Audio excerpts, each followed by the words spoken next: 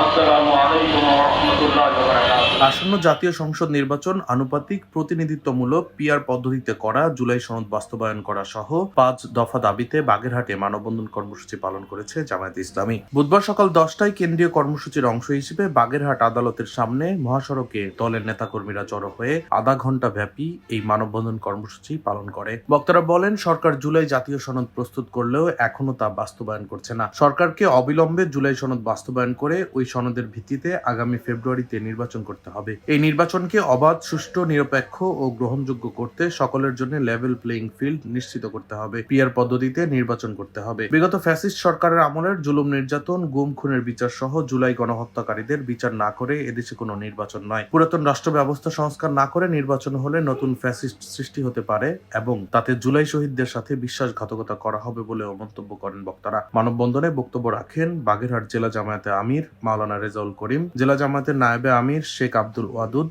ও জেলা সেক্রেটারি শেখ মোহাম্মদ ইউনুস। এ সময় দলের বিভিন্ন স্তরের নেতাকর্মীরা অংশ নেন। আগামী সংসদ নির্বাচন পিআর পদ্ধতিতে যাওয়ার জন্য জনমত যাচাইয়ে গণভোটের ব্যবস্থা করা হোক। ডেস্ক রিপোর্ট, দৈনিক ডেস্টিনি।